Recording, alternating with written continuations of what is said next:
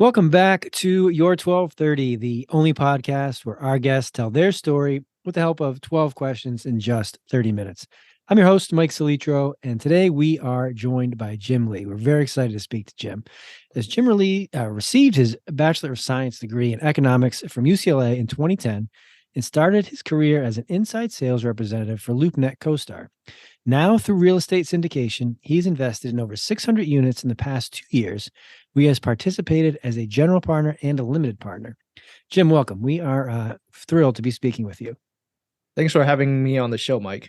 Of course, of course. And I want to get to the exciting stuff, the real estate syndication and the 600 plus units that you are invested in. But before we do that, do you remember that first day at LoopNet and CoStar? And did you have a background in real estate, or what was it like walking into that office? Great question. So to start off, I didn't have any real estate background before I started working for LoopNet and CoStar. Like you said, I graduated back in UCLA back in 2010, and as you may know, that was right after the 2008 subprime mortgage crash, followed by the 2010 European debt crisis. So it was really difficult for me to find a job right off the college. Was fortunate enough to land a job as an inside sales at LoopNet, and that's kind of how propelled my real estate career. Basically, I was able to speak to real estate investors, agents, lenders, property manager on a daily basis and learn the importance of having multiple stream of income. And that's when I started to acquire real estate for additional passive income. Very nice. Very nice. I had a similar start to real estate myself, and I had no background and I had no idea what I was talking about. So in that role, we were having those conversations one after another every day. Did you have kind of a script that you went to? Did you rely on who you were talking to? How did you get through that first batch of calls? Absolutely. So I didn't have any sales background either. I went through, I don't know, I lost count, maybe hundreds of interviews, got really good at selling myself. And eventually that's how I landed inside sales role in the interview. So like you said, I followed the script when I first started, took my job really serious because I was jobless for about a year and a half in between before finding LoopNet. And so I didn't want to go back to that stage ever again. So I worked my butt off, took the work really serious, took it home, study the materials, and eventually you kind of drift away from the script because you start to build confidence, and from there you learn more. Like as I take the materials home, I started to learn more about real estate investing on my own, pretty much all self-taught with the cap rates and things that you hear on a daily basis when you invest in real estate. Very nice. And I think that's good advice for real estate or kind of getting started anywhere, is that learn the fundamentals, learn the basics, understand what is uniform or what can be applied to multiple situations, work hard, make it your own, and then apply it to the different situations that come up. So I think that's kind of speaks to how you're able to get to where you have in the last decade. And kind of fast forwarding, real estate syndication. How did you get started there? And just to take a step backward, for anybody listening who may not know what that means, how do you describe it to somebody who's not in that world? Sure. So once I started acquiring my first real estate, eventually I built a sustainable real estate portfolio that I managed to break away from my W-2 job and started a career in real estate syndication, like you talked about. A real estate syndication is basically a partnership between investors who pool their resources into one single investment. This allows you to invest in multi-million-dollar deals like multifamily properties, which is the asset class I am currently in, or any commercial buildings, industrial, office building, things like that. Syndication pretty much eliminate much of the risk while sharing in the upside. The property generates an income, then that income gets split amongst all the investors. It's a win-win scenario for everyone. That's a good description, and it's something that I feel has become much more prevalent over the last probably 3 to 5 years for sure, and because of the reasons you describe. Has it become more accessible to many? Is it just becoming more regular? Why do you feel like that has become popular? You mentioned that the win-win, obviously that helps. But I do feel that in the last 5 years, you see it much more frequently, and you probably stop, three people on the street and two of them are either involved or they know what it is and they're trying to get involved into a syndication. I think A lot of people, especially the beginners, they want to get into the real estate game for the passive income, right? That's the number one goal. Everybody wants to create multiple stream of income. And once they get into it, they realize, okay, I don't want to be an active investor. I don't want to be fixing toilet. I don't want to run background check on tenants. I don't want to collect rent. I don't want to deal with all that stress.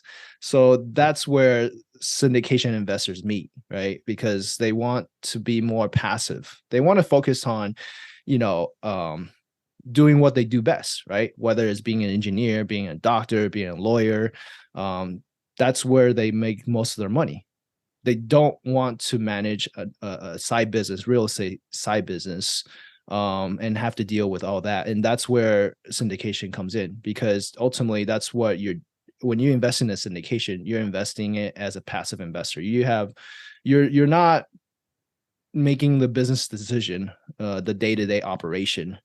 It's the syndicators, the general partners that's making all the decisions. I love that do what you do best point, that I think that either investment or whatever your day to day, whatever your main source of income, everyone should have multiple.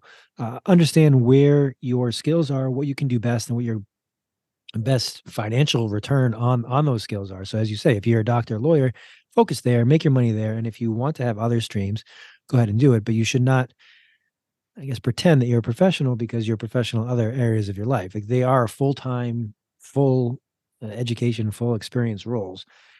I do want to get into the passive income piece because I get into different levels of conversations slash arguments with people over that term passive. So we'll get into that next. Sure. But I want to ask first, without managing the property, being the landlord, how is that done in a syndication? Is there property management firms that are used? Are there some people in the syndication? What have you seen that's successful? So people are wondering, yeah, that sounds great. I don't want to do any of that stuff, but who does that for them? Yeah, so great question. The reason why I got into syndications because after acquiring my very first deal, which is a 2-bedroom, 1-bathroom condo, I did everything from A to Z. I run the background check, everything I mentioned earlier, collect rent, do the maintenance, and then I realized, okay, I gotta automate this. I don't want to be working in the business. I want to be working on the business, and so I started to delegate tasks, right? Find vendors, find reliable contractors in case something breaks down. And I started to hire, look outside of, maybe potentially source property managers to help me look over my properties. And then I realized if I'm doing all this, why not scale it? Why not think bigger? Why not scale it? Right. And then that's how I came across syndication and multifamily. And because ultimately syndication is you're just doing it on a bigger scale, right? You still need all the component, all these pieces, right? Like you still need a property management company, you still need a real estate agent, lenders, and so forth.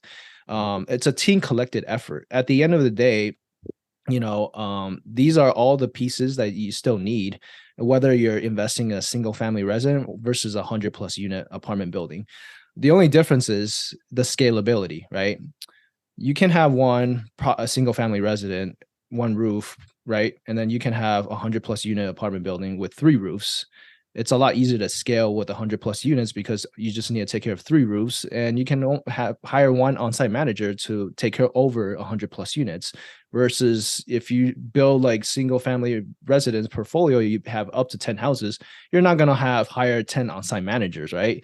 And you have to deal with 10 roofs on top of that. So that's the scalability part. But also you're able to attract more sophisticated people, right? When you're dealing with 100+ unit apartment building, you're dealing with the best real estate, commercial real estate agents in the market, and you're able to establish that relationship with them, and also lenders and property managers. You're able to attract all these more more sophisticated. So I think that's the beauty about syndication, right? And it's not only does it work well on the operation side, but it also works for the investor. And that's why what I mean by win-win.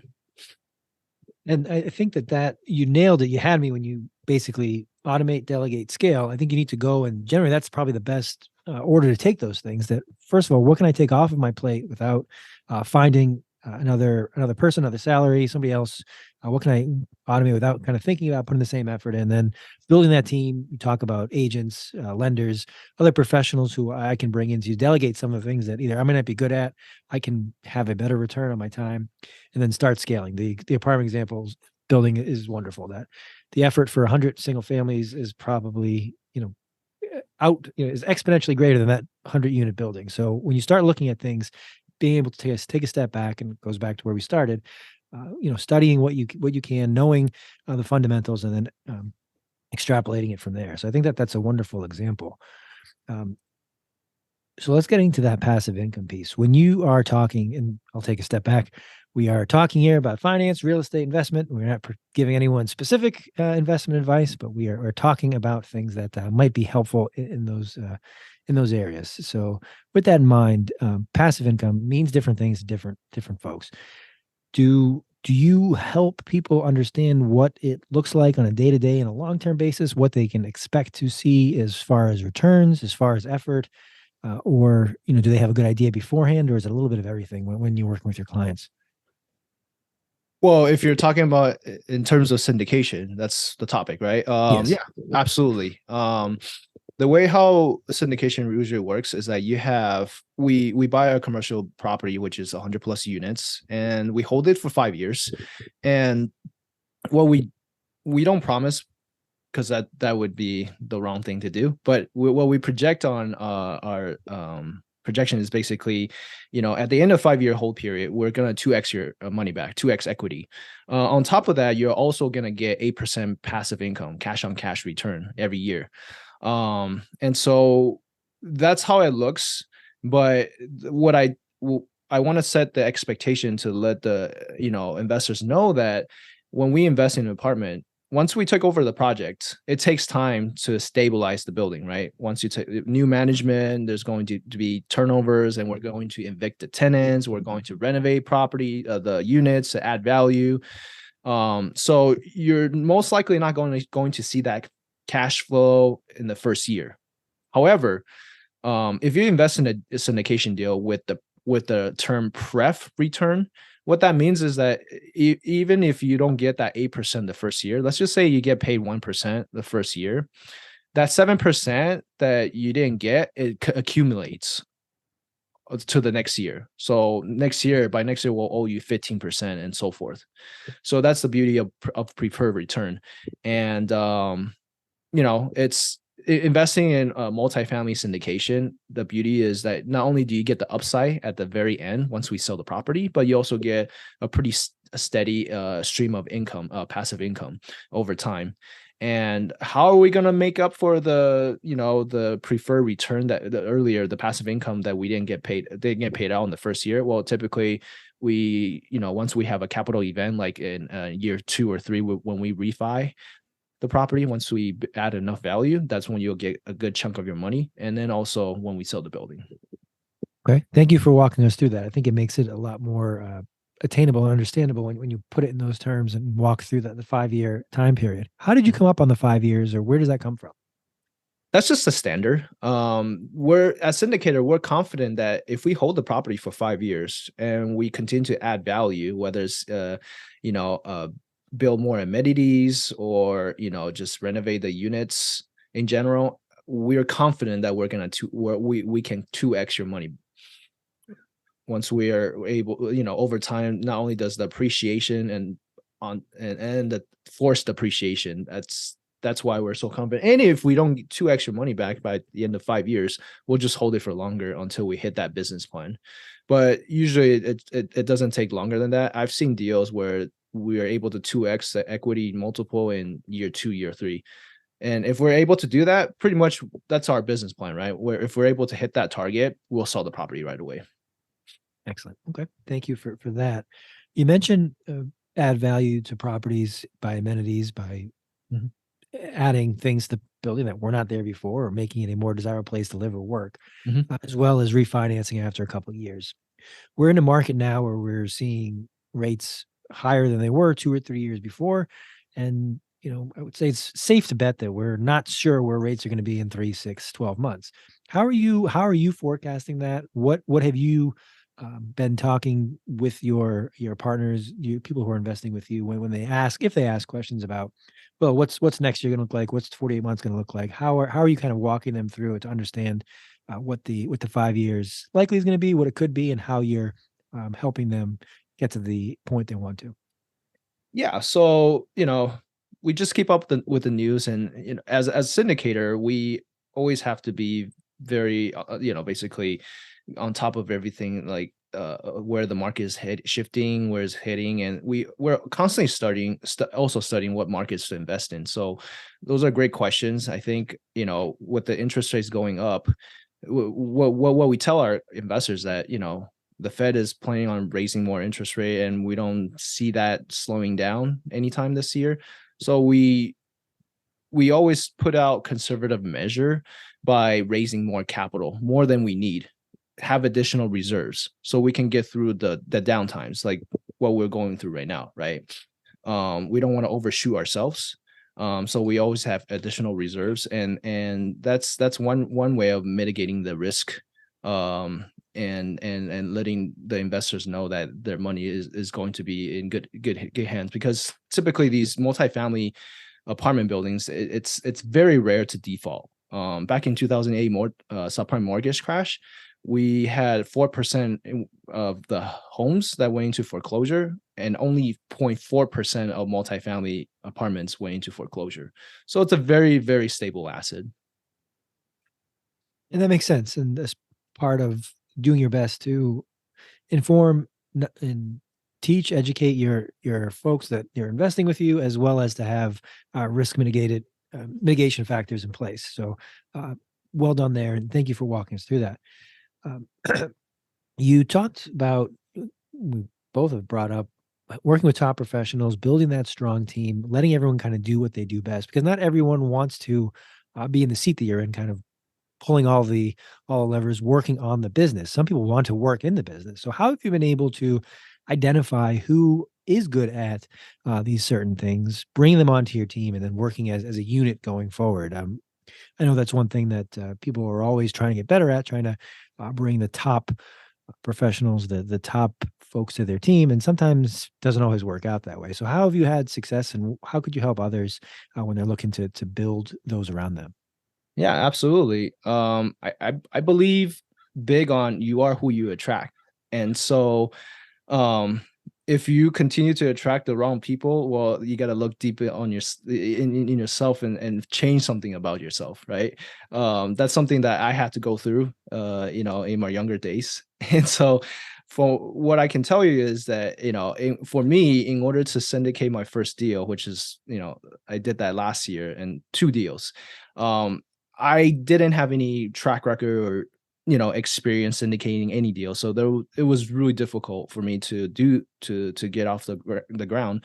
But I constantly put myself out there to go networking, at events, and also join mastermind groups. That helps as well, because you surround yourself with people, like-minded people. And once you get into involved with these groups and so forth, you'll realize that, everybody is in this game to help each other out, right? And when it comes to real estate investment, because the more you help people win, the more other people are going to help you win as well. And so, I was fortunate enough to find a business partner who's syndicated for about 10 plus years. And through his network, I was able to syndicate my first two deals last year.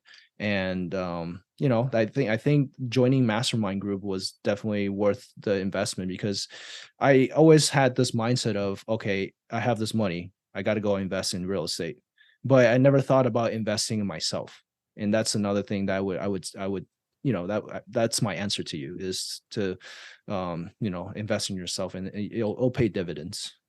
That's a great starting point to kind of build yourself up so you can identify those folks and then put yourself in the same room, masterminds, mentoring, so you attract, as you said, those that you should be attracting, want to attract, and pull everybody forward together. I always love talking to people about their partnerships, mentors, those relationships, how they were able to build those, because those generally will also exponentially yield greater results when it's more than just 1+1, or you've got two partners that work really well together. How did you guys meet? How are you kind of playing off each other's strengths, and what's next for you guys? Yeah, so when I first started getting involved with syndication, I knew that I had one piece of the puzzle, which is being able to raise capital, because I had created this list of investors that I had been following up with ever since I became a realtor back in 2019. And so when I met him, it just clicked because I met him at an event called Investor Summit. It's the biggest event that the Real Estate Guy radio show host. I'm not sure if you're familiar with them. It's a show run by Robert Helms and Russell Gray. And it's we met at Belize. It's a very long trip. It's like 10 days, costs like 10 grand to be there, but you get all these heavy hitters like Robert Kiyosaki, Ken McElroy, and all these George Gammon people, at the event, just to learn from each other and so forth. And so when we met, he does everything by himself. He did everything from A to Z. Basically, he can raise capital, he sources the deal, underwrites the deal, manages the deal, and closes the deal, and so forth. And it's gotten to a point where he has 5 kids, and it's gotten to a point where he's running out of time. Yeah, so he had to delegate, but his fear was finding the wrong partner, like everybody else, right? And so, I think what how we clicked is because of how transparent I am, and he really liked that. Because I'm a straight shooter. I don't hide anything. If I don't have anything to show, I tell him, hey, this is what I'm at, and this is what I can offer. And he liked it, and that's how we became business partner. And and he's been in the industry for, like I said, 10 plus years. So his network is even fast, like way much greater than me, since I just started. And so I think it was through his network that we are able to syndicate a deal in Florida together.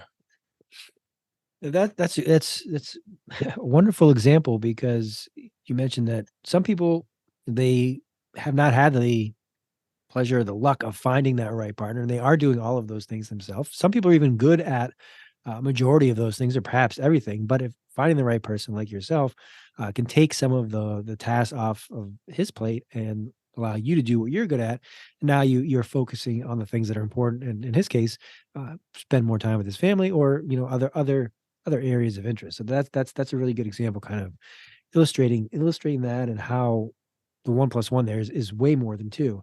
And also, I want to highlight how much more common these events are, where you have that collaborative atmosphere. You have people who are paying a high ticket price. They are spending a lot of time away from their desk. They are all there with the mindset, the idea that we are here as a group to kind of pull everybody forward to make everyone better at the end of the 10 days than when we got here. It's not, I'm going to keep all my secrets to myself. I'm not going to share anything. I'm going to kind of hoard all the information and help anybody. Like, everyone there is kind of trying to pull everybody forward. And I think we're going to see more and more of that. And well, unfortunately, that's not everybody. That's becoming a larger number of people. And when more people win, it just becomes a better atmosphere, especially in working in vehicles like this.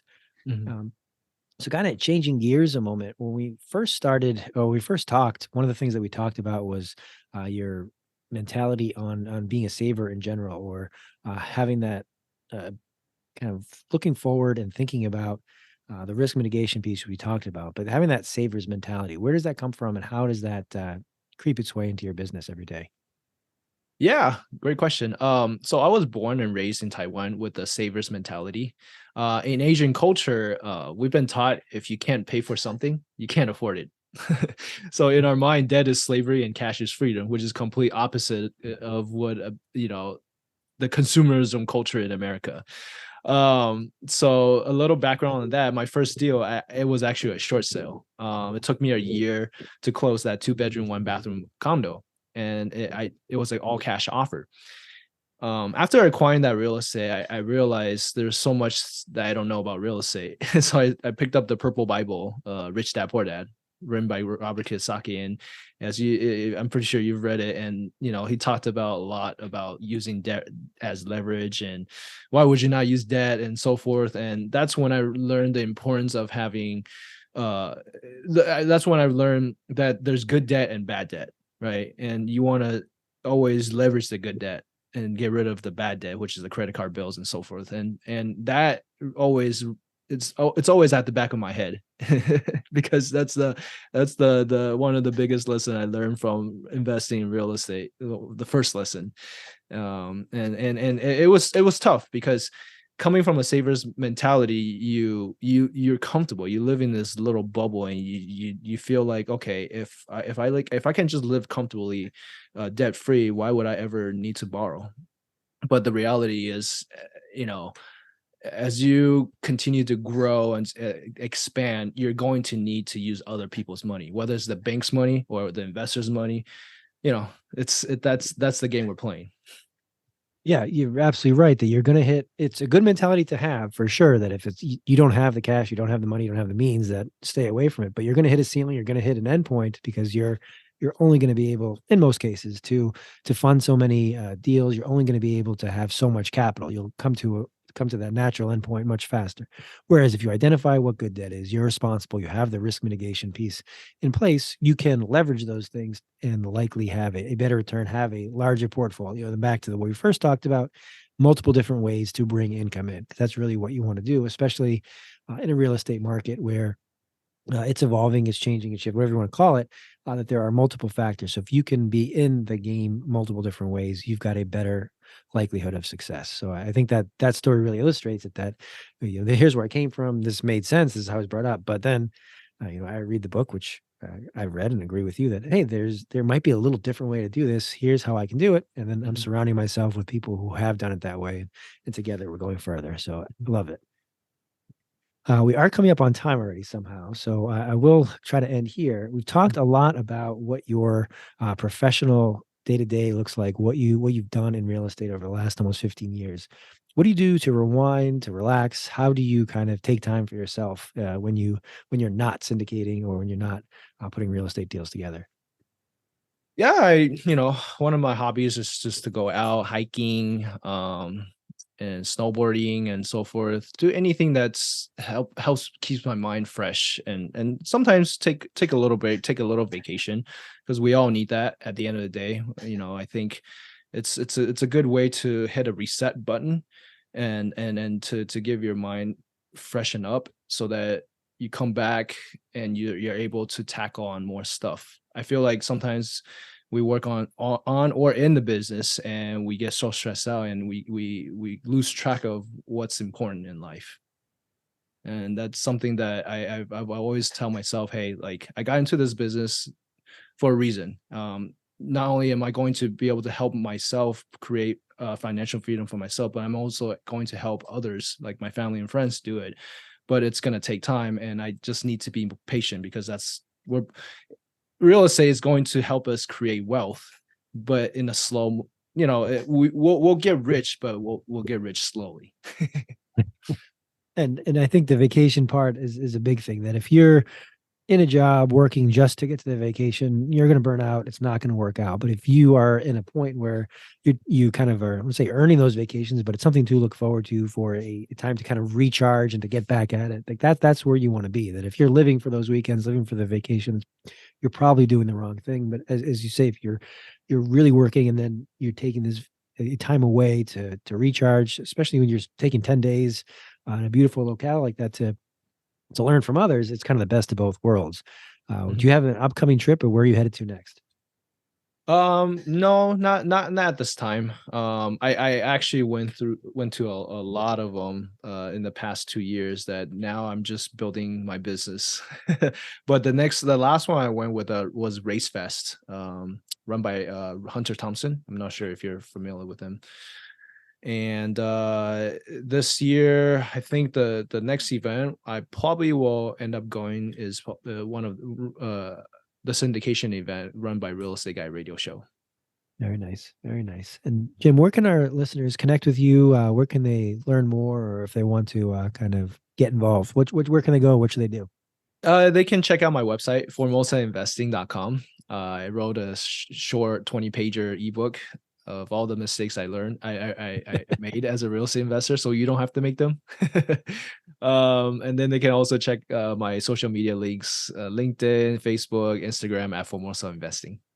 Excellent. So we will post all that. Thank you for sharing the book. If I were to put pen to paper, my book would be longer than 20 pages. So I always appreciate when people help others. They don't make the same mistakes that I did. As you said, being transparent is really valuable, and it's not everybody. So that's great that you do that, and learn from Jim has gotten to a place in a relatively short amount of time. So read those 20 pages, take the things that he's learned and build off them.